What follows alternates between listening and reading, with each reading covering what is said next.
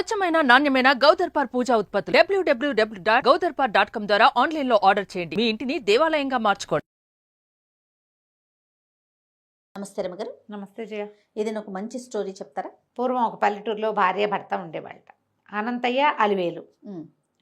అనంతయ్య ఏమిటంటే లోకాని కోసం ఏదో చూపించాలి అంతే తప్ప మనం ఖర్చు పెట్టకూడదు, సంపాదించి దాచుకోవాలి, ఫ్యూచర్కి ఉంచుకోవాలి, ఊరికే అట్లా కనపడాలంతే.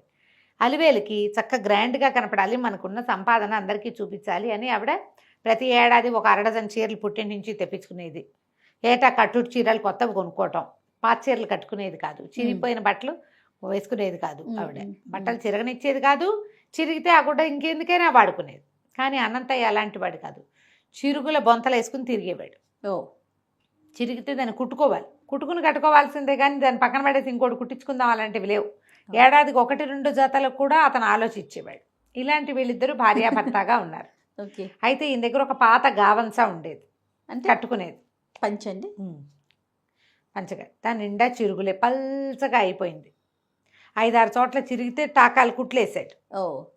ఆ గావంస పారేసేవాడు కాదు, అది కట్టు తిరిగేవాడు. ఆవిడ అసహించుకునేది, ఏమిటా పాతగుడ్డ రోతగా అని తిట్టేది. అయితే ఓ పూట ఏమైందట, కొంచెం మబ్బుగా ఉంది, ఆయన గావంస పిండి ఇంకోటి కట్టుకుని అది ఆరేయటానికి ఇంట్లో పక్కన ఆరేసాడు. ఆరేసరికి ఆవిడ తిట్టింది, పాత మురికి గావంస పాత పడిపోయింది, దాని నిండా చిరుగులు కుట్లు రోతగాను, తీసేయి, కుళ్ళు వాసన వస్తుంది ఇంట్లో అని తిట్టింది. తిట్టి దాన్ని ఎత్తి బయటపడేసింది.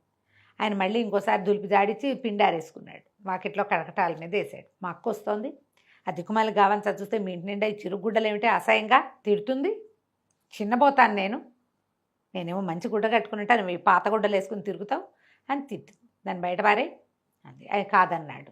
ఈ లోపల ఆవిడ గుర్తొచ్చింది, ఆ పూసల సంచి, ఆవిడకి ఒక పూసల హ్యాండ్ బ్యాగ్ ఒకటి ఉంది, పూసల సంచి. అక్క ఆవిడ ఎక్కడికైనా సంతకి వాటికి వెళ్ళటానికి అవసరం ఉంది, సంచిలో పూసలు కొన్ని ఊడిపోయి తెగింది, నువ్వు కాస్త పట్నం పక్కనున్న ఊరు, వీళ్ళది పల్లెటూరు, పట్నాన్ని తీసుకెళ్ళి దీన్ని అల్లించుకురా మా అక్కయ్య వచ్చే సమయానికి అని చెప్పింది. చెప్తే ఆయన ఇప్పుడు కాదన్నాడు. కాదని ఆయన దారిని ఆయన ఎట్టో పోయాడు. పోయేసరికి ఆవిడ ఏం చేస్తుంది, రేపు తీసుకెళ్తాలే అన్నాడు. సంచిని చిలక్కొయ్యకి తగిలిచ్చింది. ఇంతలో ఏమైంది, ఆయన బయటికి వెళ్ళిపోతే ఒక ముష్టివాడు ఒక అతను వచ్చాడు, బిచ్చగాడు. అమ్మ ముష్టివాడు బిచ్చగాడు తప్పు పదాలు కావు, తెలుగు పదాలు. ఇంగ్లీష్లో మీరు బెగ్గర్ అంటారు, దాన్ని తెలుగులో ముష్టివాడు లేదా బిచ్చగాడు అనొచ్చు, అవి తప్పు కాదు. ఇలా ఎందుకు పదాలు వాడారు లాంటి వాడకండి, మీకు తెలుగు రాకపోతే దయచేసి నేర్చుకోండి. తెలుగు పదం, తిట్టు కాదు అది. అలా అయిపోయిందండి, చేసుకుంటున్నాం దాన్ని మీరు తిట్టు అనుకుంటారు అలా వాడి, కానీ తిట్టు కాదు, పర్ఫెక్ట్ తెలుగు పదం. రైట్. ఈ బిచ్చగాడు వస్తున్నాడు, వస్తుంటే ఈ అమ్మాయి అమ్మ ఏమన్నా 10 రూపాయలు ఓ పావలా ఇవ్వమ్మా అని కేకేశాడు. ఇప్పుడు ఏమంది, అబ్బాయి గావంస తీసిపోరా అంది. అనేసరికి చిచ్చి దిక్కుమాల గావంస నాకెందుకు, దీని నిండా చిరుగులు, పిచ్చిగుడ్డ నాకు వద్దన్నాడు. అనేసరికల్లా ఓ పావలా ఇస్తాను, 1/2 రూపాయి ఇస్తా తీసిపో అంటే ఒక 1/2 రూపాయి చేతిలో పెట్టి ఆ పాత గావంస వడికిచ్చేసి వాడు ఆ గావంసాన్ని 2 మడతలేసి భుజాన్ని వేసుకున్నాడు. ఏదో పాతగుడ్డ కింద ఉంటుంది అంతేగా, కట్టుకోక్కర్లేదు కదా. అదే కదా. ఈ లోపల ఏమైంది, అనంతయ్య ఏదో అంగట్లో పని చూసుకుని తిరిగి వస్తూ బిచ్చగాడి భుజం మీద చూశాడు. చూసేసరికల్లా కేకలు పెట్టాడు, రే ఎవడరా నువ్వు, నా అంగస్త్రం నా గావంస నువ్వు పట్టుకుపోతున్నావు, ఎక్కడిదిరా నీకు ఇది, మా వాకిట్లో ఎంచుకుంటా సేవా అనేసరికల్లా అతను అన్నాడు, నా మీద చెయ్యేస్తే మర్యాదగా ఉండదు, ఇంట్లో ఉన్న ఆవిడే పారేసింది నా మీద, అయినా ముష్టడికి ఇచ్చిన గావంస కోసం అడుగుతామేంటయ్యా పాప అని కసిరేశాడు. ఇంకేం చేయాలో తెలియలే, ఆ గావంస కావాలి ఆయనకి. సరే తీరా ఇంటికి వెళ్ళాడు. ఇంటికి వెళ్ళేసరికల్లా భార్య ఏదో పని చేసుకుంటోంది, పక్కింట్లోకి వెళ్ళి ఏం చేశాడు, ఆ గావంస ఎలాగైనా తెచ్చుకోవాలి. పట్నం వెళ్ళి పూసలు అల్లించుకురమ్మందిగా, అక్కడున్న పూసల సంచిని భుజానేసుకున్నాడు. వేసుకుని ఈ ముష్టి బిచ్చగాడు ఎక్కడుంటాడో వెతుక్కుంటూ వెళ్ళాడు. ఈ బిచ్చగాడు ఎక్కడుంటాడు, ఊరి చివర ఒక మర్రి చెట్టు అక్కడ ఉంటారు, అక్కడికి వెళ్ళాడు. దగ్గరికి వెళ్ళేసరికి ఆ బిచ్చగాడికి ఒక గుడ్డి భార్య ఉంది, అందురాలు. ఆవిడకి ఏంటి శబ్దం వినపడితే వెంటనే తెలిసిపోతుంది, వాళ్ళ కళ్ళు పని చేయకపోతే చెవులు బాగా పనిచేస్తుంటాయి, చేతిలో ఇంత పొడుగా అటు సన్నటి చువ్వలాంటి ఒక ఏమంటారు దాన్ని, ఈత రెబ్బ లాంటిది ఒకటి ఉంది, ఈత కొమ్మలు ఉంటాయి కదా, అవి ఏంటంటే కొస పట్టుకుంటే కొస భలే చురుగ్గా తగులుతుంది. ఆ కర్ర పెట్టి ఒక్కటి వేసింది, దీన్ని వేసేసరికి అమ్మో అన్నాడు, ఎవడరా నువ్వు సామాన్లు అక్కెళ్ళిపోతానికి వస్తావా, మరి ఎవరైనా దొంగలు, ముష్టి వాళ్ళ దగ్గర కూడా దొంగతనాలు చేసేవాళ్ళు ఉంటారు, వీళ్ళకంటే ముష్టిలో వీర ముష్టి చెప్పలేము అరిచి కేకలు పెట్టి తిట్టింది. ఆ కర్ర జలిపిస్తోంది, ఇట్లా అంటుంటే కర్ర సురుక్కుమని తగులుతుంది. ఈతకర్ర భలే తగులుతుంది, ఇతరేమ్మ భలే భలే చురుగ్గా తగులుతుంది. ఉంటుంది. అక్కడి నుంచి ఇతను అన్నాడు, మీ ఆయన ఏడమ్మా అన్నాడు. మా ఆయన వస్తాడు, కాసేపట్లో వస్తాడు, చీకటి పడ్డాకరా వెళ్ళు, ఇక్కడి నుంచి వెళ్ళిపో, సామాన్లు ఉన్నాయి, బోల్డ్ సామాన్లు, మా సంపద అని అరిచి కేకలు పెట్టింది. ఈయన ఏం చేశాడు, సరేనండి దూరంగా నడిచిపోయినట్టు వెళ్ళి ఆవిడకి తెలియకుండా చెట్టు వెనకాల నుంచి వచ్చి మర్రి చెట్టు మీద ఎక్కి కూర్చున్నాడు. చెట్టు కింద కూర్చుంది అమ్మాయి. కాసేపట్లో చీకటి పడుతుండగా ఆ ముష్టి ఆయన వచ్చాడు. వచ్చేసరికల్లా ఏమేంటే ఎవరో వచ్చారయ్యా అంది. అన్నాక ఏం తెచ్చావు అంది. ఏదో తెచ్చానులే, ఎవడో ఒక ఆవిడ చిరుగుల బొంత ఒకటి ఇచ్చింది, మరి ₹1 ₹1 ఇచ్చిందిలే అని చెప్పి అది ఆ గావంచ ఆవిడ చేతులు పెట్టాడు. ఈవిడేం చేసింది, వాళ్ళ దగ్గర ఒక మాసిపోయిన సంచి ఉంది, దాని నిండా ఏవో గుడముక్కలు కుక్కున్నాయి. ఆ గావంచాన్ని అందులో కుక్కేసింది. కుక్కేసరికల్లా ఈయన సంచి పుచ్చుకొని పైన కూర్చున్నాడు. ఈ బిచ్చగాడేమో పడుకుని నిద్రపోయాడు. ఆవిడ పడుకుంది. కొంచెం చీకటి పడేసరికల్లా ఇద్దరు ఆ మగవాళ్ళు వచ్చారు అక్కడికి. వాళ్ళు ఏం చేశారు, చేతిలో ఏదో వస్తువు ఎవరన్నా చూస్తున్నారని అటు ఇటు చూసి ఎవరు లేరు, వీడు నిద్రపోతున్నాడు, దానికి కళ్ళు కనపడదు, నిద్రపోయింది. ఇప్పట్లో వీళ్ళు ఈ సంచిని ముట్టుకోరు.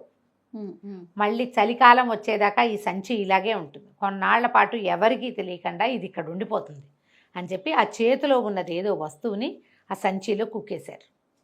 ఏ సంచి, ఏ పర్టికులర్ సంచిలో అయితే ఇతని గావంచా పెట్టబడిందో అందులోనే పెట్టారు. పెట్టేసరికల్లా తనకు అనిపించింది, పాత గావంచాతో పాటు వీళ్ళెవరో ఇద్దరు దొంగలు ఎక్కడి నుంచో దొంగతనం చేసుకొచ్చారు, నేరం బయటపడకుండా ఉండేందుకు ఆ తెచ్చిన వస్తువుని ఇందులో పెట్టారు, ఎలాగైనా ఈ సంచి కొట్టేయాలి అని అనుకుని తెల్లవారేసరికల్లా వాళ్ళ దగ్గరికి వెళ్ళాడు. ఆ ముష్టి వాళ్ళ దగ్గరికి. అలుగుడ్డలకి చాలా ఇబ్బందిగా ఉంది, పాత గుడ్డల మూట ఏదైనా ఉంటే ఇవ్వమని అడిగాడు. అలుగుడ్డలు అంటే ఇంట్లో తుడిచే బట్టలు. ఇప్పుడు అలుగుడ్డ పదం మానేసాం మనం కదా, మనం వాటల్లో ఇదివరకు ఏం చేసేవాళ్ళు, బట్టని తడిపి ఈ తుడవడానికి, నేల తుడవడానికి మట్టి ఇళ్ళు ఉండేవి కదా, పొయ్యి అవి తుడుచుకోవడానికి అలకటం, అలికే గుడ్డ. ఇది తడిపితే ఇప్పుడు పేడ అలుకుండేది ఇల్లంతా, మళ్ళీ గుడ్డ పెట్టి బాగా ఇలా తడిబట్టతో తుడిచారనుకో పైనున్న దుబ్బంతా పోయి నేల మెరుస్తూ ఉండేది. పేడ వచ్చేదండి, పేడ అంతా రాదు జయ, పేడలో కొంచెం మట్టి కలిపి అలికేవాడు. ఇల్లు అలికిన తర్వాత ఆ బట్ట పెట్టి తుడిస్తే పైనున్న దుమ్మంతా వచ్చేస్తుంది, నున్నగా ఉండేవి. పొయ్యి తుడుచుకోవడానికి అలుగుడ్డు ఉండేది, గట్టు తుడుచుకోవడానికి అలుగుడ్డు ఉండేది, ఇళ్ళు తుడడానికి, భోజనాలు చేసిన చోట శుద్ధి పెట్టుకోవడానికి అన్నిటికీ అలుగుడ్డలే. దాని పేరే అలుగుడ్డ, అలికే గుడ్డ. అయితే ఏమైంది, అలుగుడ్డలకి చాలా ఇబ్బందిగా ఉంది, పాత గుడ్డల మూట ఉంటే ఇవ్వు, ఆ సంచిలో పాత బట్టలేనా అనేసరికల్లా ఆమె మేమే ఇవ్వంపో అన్నాడు ముష్టైన్. అనేసరికల్లా అట కాదు, ఇదిగో ఈ సంచి తీసుకొని పూసల సంచి చేతిలో పెట్టాడు. ఈ సంచి తీసుకుని ఆ మూట ఇవ్వమన్నాడు. అనేసరికల్లా ఇతను నేను ఇవ్వనన్నాడు. ఆయన ముష్టబాయి ఇవ్వనన్నాడు. కానీ వాళ్ళ ఆవిడ ఏది ఆ సంచి అని పుచ్చుకుని సంచి ముట్టుకుని చూసి చక్కగా పూసలుగా ఉంది, దానికి ఏవో బటన్స్ ఉన్నాయి, బాగుంది, భుజాన్ని వేసుకోవడానికి బాగుంటుంది, ఊళ్ళో వెళ్ళినప్పుడు ఉపయోగపడుతుంది, ముష్టిగుడ్డలకి ఏముంది ఇచ్చేయి సంచి అని చెప్పేసి ఆ అలుగుడ్డల సంచిలాగా ఉన్న మూటని ఆయన చేతిలో పెట్టింది. ఈయన మూట పుచ్చుకొని వచ్చేసరికి అలా ఇంటికి వచ్చాడు. పెళ్ళాం వాకిట్లోనే ఎదురుపడింది. ఏమయ్యా ఎక్కడికి పోయావు అంటే, నీ పూసల సంచి అల్లించుకురావడానికి తీసుకుపోయానే అన్నాడు. మా అక్క వచ్చేస్తుంది, ఇదేమిటి అదేదో తెచ్చావు అన్నాడు. నీ దిక్కుమాల సంచి ఇచ్చి ఈ గుడ్డల మూట పుచ్చుకొచ్చా అన్నాడు. అనగానే ఆవిడ తెగదిtti, నీకు బుద్ధి లేదా, పూసల సంచి ఇచ్చేస్తావా, నీకు కొంచెం కూడా ఆలోచించవా, నువ్వు రిపేర్ చేయించుకొస్తావని నీకు ఈ మాట చెప్పలేదు, నువ్వు నాకు చెప్పకుండా తీసుకుపోయావు, చంద్రహారం అతుకుడితే ఆ సంచిలో వేశానయ్యా, పట్నం వెళ్తావు పూసల సంచి రిపేర్ చేయించి, ఇంత బ్యాగ్ హ్యాండ్ బ్యాగ్ అదే కదా, ఆ సంచితో పాటు చంద్రహారం కూడా అతుకు పెట్టించుకొస్తావు, మా అక్క వస్తుంది పేరెంటాలకు వెళ్ళాలని నేను అందులో పెడితే అది ఇచ్చేసి వచ్చావంటే, కాదే ఏదో నగే మనకు దొరికిందని ఆ గుడ్డ మూటంతా ఊడదీసేసరికల్లా గుడ్డలోంచి అందులోంచి ఈయన పాత గావంచతో పాటు ఒక తెల్లటి గుడ్డలో చుట్టిన ఇంత పొడుగు కత్తి బయటపడింది. ఆ దొంగ వాళ్ళు పెట్టింది ఏమిటి అందులో, కత్తి, దాని నిండా రక్తపు మరకలు ఉన్నాయి. పాప అమ్మో అని ఆవిడ కేకలు పెట్టగానే చుట్టుపక్కల 2-3 చేరంగానే అనంత ఏదో కత్తి పుచ్చుకొచ్చాడని గ్రామాధికారికి వెళ్ళిపోయింది ఖబర్. అయ్యో, ఇంకేముంది, రక్షక భట్లు పరిగెత్తుకొచ్చారు. చంద్రహారం ఏమో వెళ్ళిపోయింది, ఈయనేమో పూసల సంచితో పోయింది, ఇంకా అది రాదు. వాళ్ళు వన్స్ అందులో వస్తువు ఉందని తెలుసుకున్నారా ఇంకా రానట్టే. ఈ చేయని నేరం నుంచి ఆ కత్తి తన ఇంట్లోకి ఎలా వచ్చిందో తెలియజేసి అందులోంచి బయటపడడానికి అనంతయ్యకి ఎంత డబ్బు వదిలిందో. వెధవ ఒక్క గావంచా వదిలిపెట్టడానికి ఆలోచించి ఇతను ఏమనుకున్నాడు, తన గావంచా కోసమే వచ్చాడు, కానీ అక్కడ ఉచితార్థం ఇంకోటి ఏదో వాళ్ళు పెట్టారు, నగాని నమ్మాడు. మనం కంటితో చూడని దాన్ని నమ్మచ్చు. అదే కదా. అది తెచ్చుకుని బంగారపు వస్తువులు ఇబ్బందులు పాలయ్యాడు. పోగొట్టుకున్నాడు. ఎప్పుడైనా సరే లోభం గూబల్లోకి తీస్తుంది ఎస్ కదా. ఖచ్చితంగా రమ్మగారు. లోభంగా పడకూడదు. ఒకవేళ వదిలేయాల్సి వస్తే వదిలేయండి, ఇంకోటి వస్తుందని నమ్మండి. కథ కంచికి మనం ఇంటికి. నమస్తే అండి. నమస్తే.